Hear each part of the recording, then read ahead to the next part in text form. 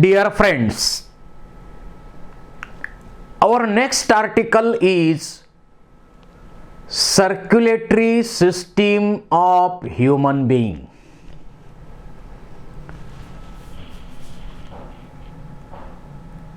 ज्याप्रमाणे आपण म्हणतो की आपल्याकडे जे मोटर पंप आहेत त्याच्यामध्ये सुद्धा 3 कंपोनंटची गरज आहे. पाणी पाहिजे की नाही? पाहिजेच. पाणी वाहून नेण्यासाठी पाईपलाईन पाहिजे का? पाहिजे. आणि पाणी प्रेशर न जावं यासाठी मोटर पंप पाहिजे का? तोही पाहिजे. आपल्या सर्क्युलेटरी सिस्टीम मध्ये सुद्धा 3 कंपोनंट मेजर आहेत.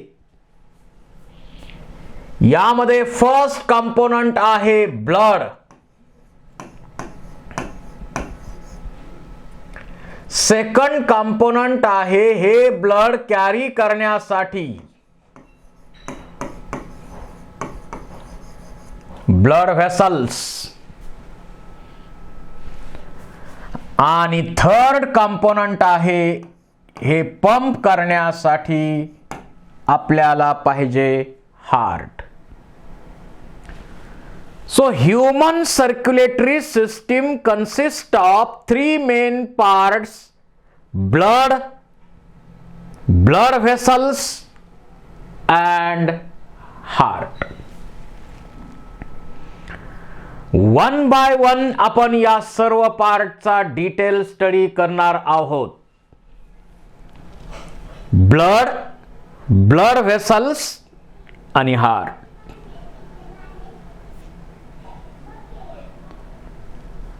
ब्लड, ब्लड व्हेसल्स आणि हार्ट असे 3 कंपोनंट्स आपल्या सर्क्युलेटरी सिस्टीम मध्ये आहेत. इथं हार्ट दिसतंय, त्याच्याबरोबर ब्लड व्हेसल दिसतायत आणि त्याच्यामध्ये फ्लो होतं ब्लड. तेव्हा या सर्क्युलेटरी सिस्टीमचे 3 कंपोनंट्स असे आहेत. आता यामध्ये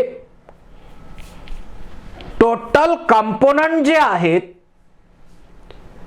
ते आपण इथं सांगतोय हार्ट, ब्लड, ब्लड व्हेसल्स. हार्टचा स्टडी आपण नंतर करणार आहे. Blood is a fluid connective tissue, liquid connective tissue in our body. संपूर्ण ट्रान्सपोर्ट जो आहे तो करण्याचं काम ब्लडचं आहे. त्याच्याशिवाय आणखी बरेच फंक्शन्स आहेत या ब्लडचे. या ब्लड मध्ये प्लाझ्मा आहे 55% आणि 45% आहेत ब्लड कार्पस्कल्स. त्यामध्ये आरबीसी, डब्ल्यूबीसी आणि प्लेटलेट आहेत. आता डब्ल्यूबीसी मध्ये पुन्हा ग्रॅन्युलोसाइट्स आणि अग्रॅन्युलोसाइट्स आहेत. ग्रॅन्युलोसाइट मध्ये न्यूट्रोफिल्स, इओसिनोफिल्स आणि बेसोफिल्स या सेल्स आहेत. आणि अग्रॅन्युलोसाइट मध्ये लिम्फोसाइट आणि मोनोसाइट आहेत.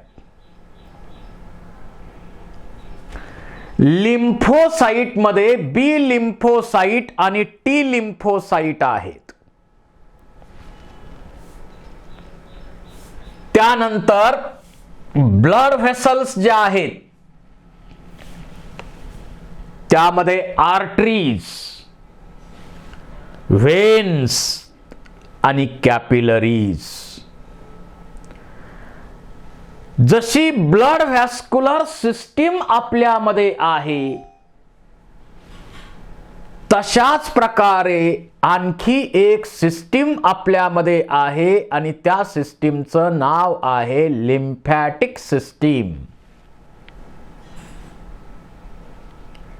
आणि त्याच्यामध्ये सुद्धा फ्लुइड काय आहे, लिम्फ. ते फ्लुइड कॅरी करण्यासाठी जी पाईपलाईन आहे ती लिम्फ वेसल्स आणि ते सर्क्युलेट ठेवण्यासाठी काय आहेत, लिम्फ नोड्स. अशा प्रकारे आपल्यामध्ये ब्लड व्हॅस्क्युलर सिस्टीम आणि लिम्फॅटिक सिस्टीम अशा दोन टाईपच्या महत्त्वाच्या सिस्टीम आहेत. आपल्याला या दोन्ही सिस्टीमचा स्टडी करायचा आहे. सुरुवातीचा पार्ट आपण स्टडी करतोय. ब्लड व्हॅस्क्युलर सिस्टीम मध्ये first component, most important component, blood. Blood यामध्ये प्लाझ्मा आणि ब्लड कार्पस्कल्स हे दोन मेन कंपोनंट येतात. So blood consists of two main components like 50% straw colored, slightly alkaline, pH about 7.4.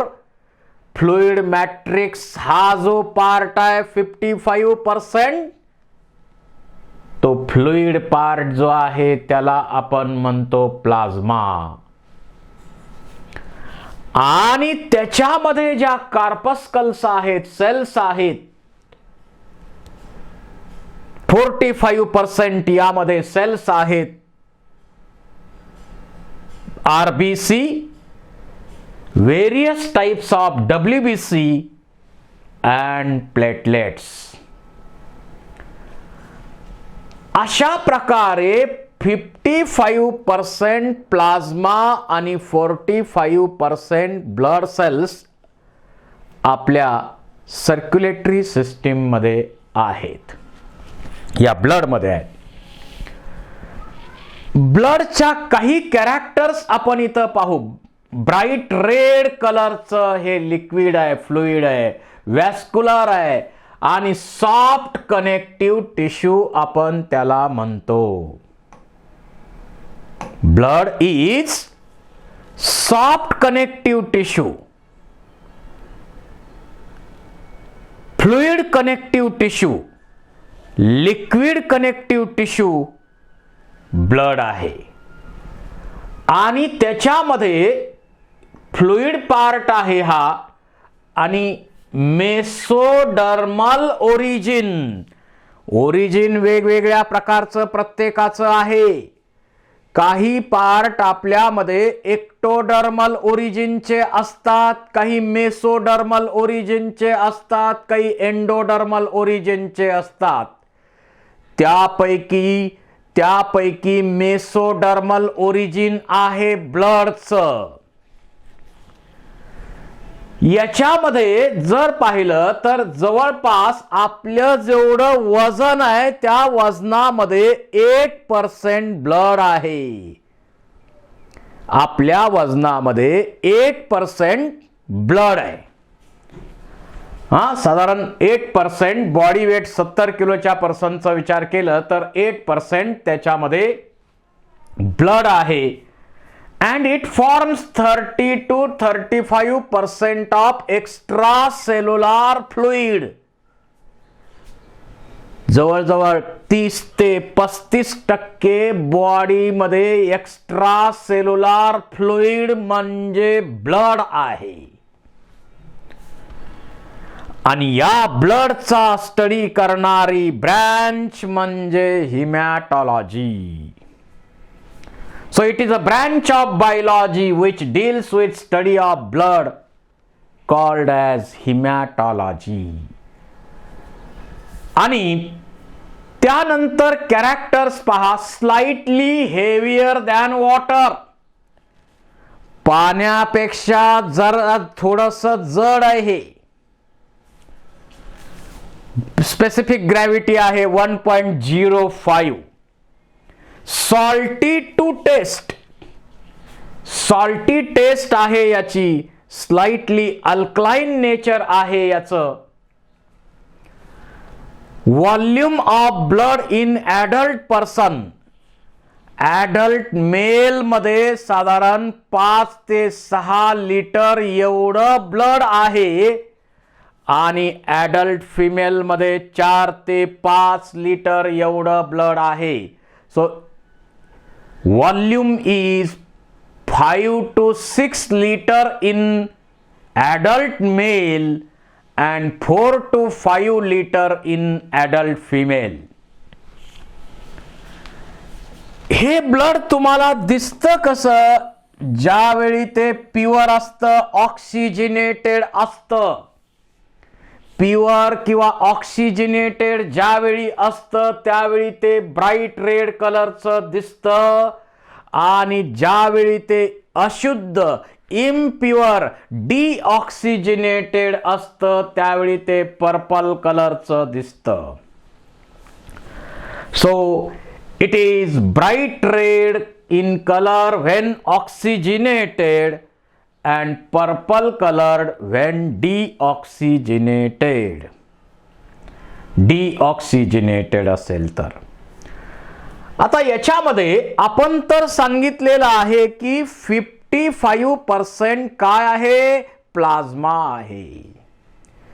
या ब्लड मध्ये 55% प्लाझ्मा आहे आणि त्या प्लाझ्माचं डिटेल, त्या प्लाझ्माचे डिटेल्स आपण आता इथं पाहूया.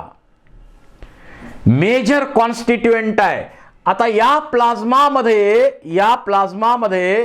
पहा 90 to 92% वॉटर आहे. 90 ते 92% त्याच्यामध्ये पाणीच आहे. याचा पीएच आहे 7.35 to 7.45 या दरम्यान त्याचा पीएच आहे. हे एक गुड सॉल्व्हंट आहे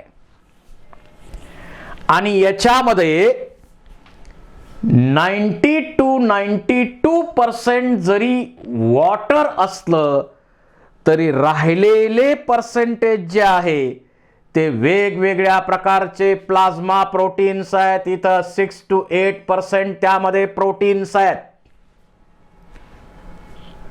कोणकोणते प्रोटीन इथं असतात? फायब्रिनोजिन.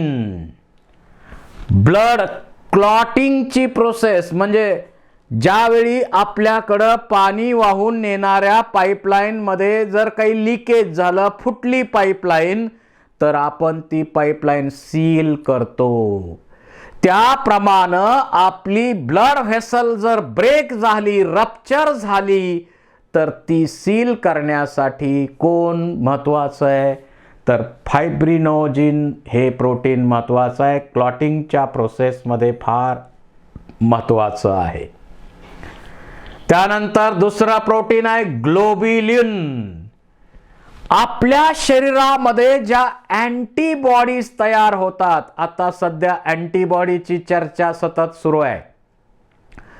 कोरोना व्हायरसच्या विरुद्ध आपल्या शरीरात अँटीबॉडी बनवण्यासाठीच तर आपण वॅक्सिन घेत आहोत. अहो, वॅक्सिन म्हणजे काय असतं? वॅक्सिन म्हणजे मेलेला किंवा इन्फेक्शन करण्याची शक्ती नसलेला पॅथोजन असतो.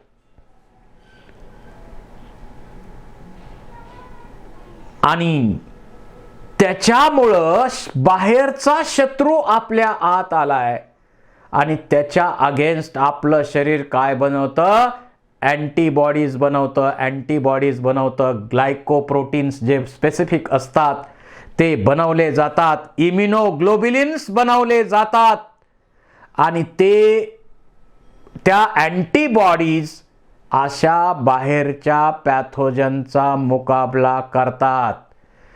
कितीतरी प्रकारचे पॅथोजन आपल्या बॉडीच्या सतत संपर्कात येत असतात, पण आपलं शरीर त्याला डिफेन्स करतं. अँटीबॉडीज त्यांच्या तयार असतात किंवा मेमरी सेल तयार असतात आणि त्यामुळं ते आजार परत आपल्याला होत नाहीत, कारण त्यांचे बऱ्याच आजारांचे वॅक्सिन्स आपण घेतलेले आहेत आत्तापर्यंत. तर अँटीबॉडीज बनवण्यासाठी आपल्याला काय पाहिजे, तर ग्लोब्युलर प्रोटीन पाहिजे. त्याचबरोबर अल्ब्युमिन हे अतिशय महत्वाचं प्रोटीन इथं आहे. त्या ब्लडमध्ये इथं ऑस्मॉटिक बॅलन्स मेंटेन करणे, ब्लड प्रेशर रेग्युलेट करण्यासाठी या ठिकाणी, ऑस्मॉटिक बॅलन्स रेग्युलेट करण्यासाठी या ठिकाणी कोणतं प्रोटीन आहे, अल्ब्युमिन.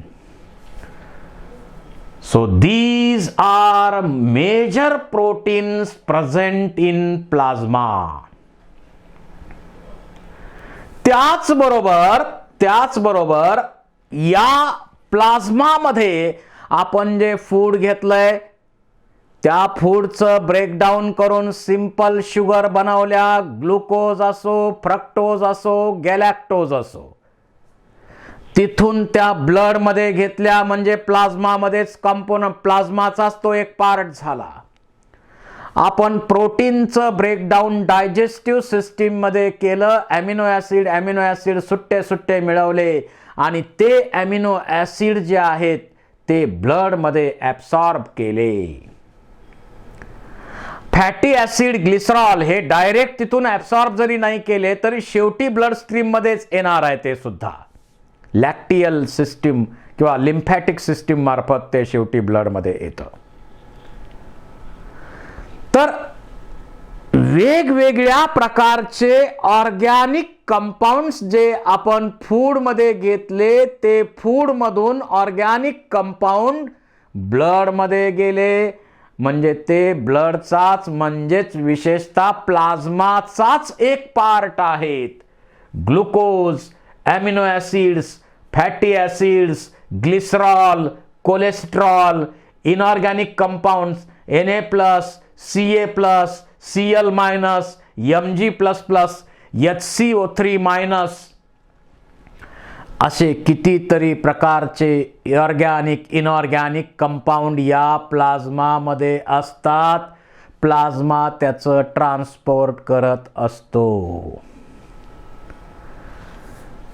त्याच्याबरोबर या प्लाझ्मामधून आपण यापूर्वीच्या चॅप्टरमध्ये breathing and exchange of gases या चॅप्टरमध्ये आपण O2 आणि CO2 च्या ट्रान्सपोर्ट बद्दल चर्चा केलेली आहे. You know about 3% oxygen is diffused in plasma. So 3% oxygen is transported by plasma while 7% CO2 is also transported with the help of plasma. So plasma also play an important role in transporting O2, CO2 यांच्या transport मध्ये त्याचा role आहे.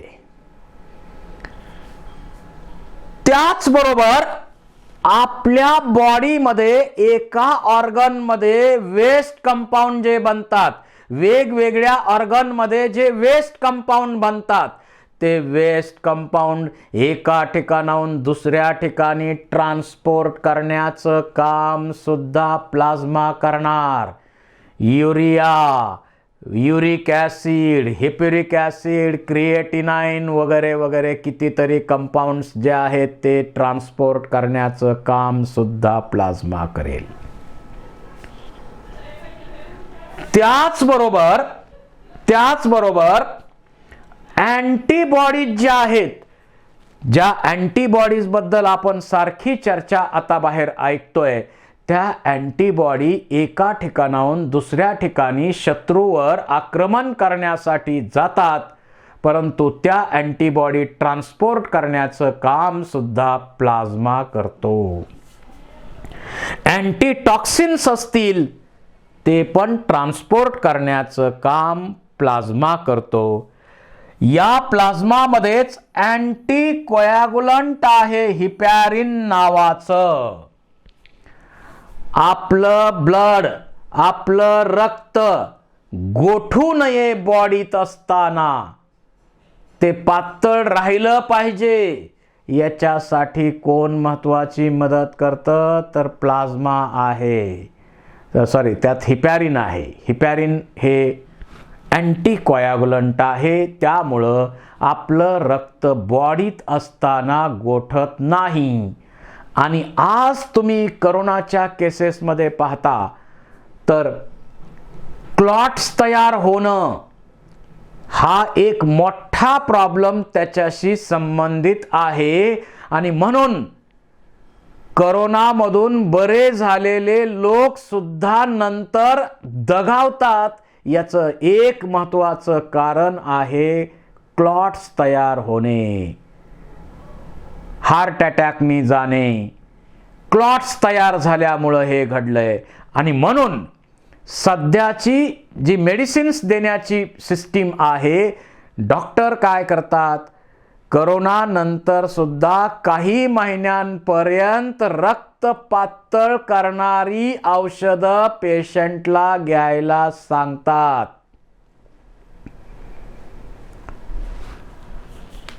आणि ती घेतली पाहिजेत. करोनामधून बरं झाल्यानंतर रक्त पातळ व्हायची गोळी चालू ठेवली पाहिजे डॉक्टरच्या सल्ल्यानं, तज्ञ डॉक्टरच्या सल्ल्यानं. इकोस्प्रिन जी गोळी आहे ती पुन्हा काही महिन्यांपर्यंत चालू ठेवली पाहिजे, कारण क्लॉट होण्याचं प्रमाण यामुळं वाढलेलं आहे. तर क्लॉट्स जे तयार होतात ते होऊ नयेत बॉडीमध्ये, म्हणून नैसर्गिकरित्या आपल्याकडं काय आहे, हिपॅरिन अँटीकोयागुलंट आपल्याकडं आहे हिपॅरिन. आता हा जो प्लाझ्मा आहे, यामध्ये आपण ब्लड घेतलेला आहे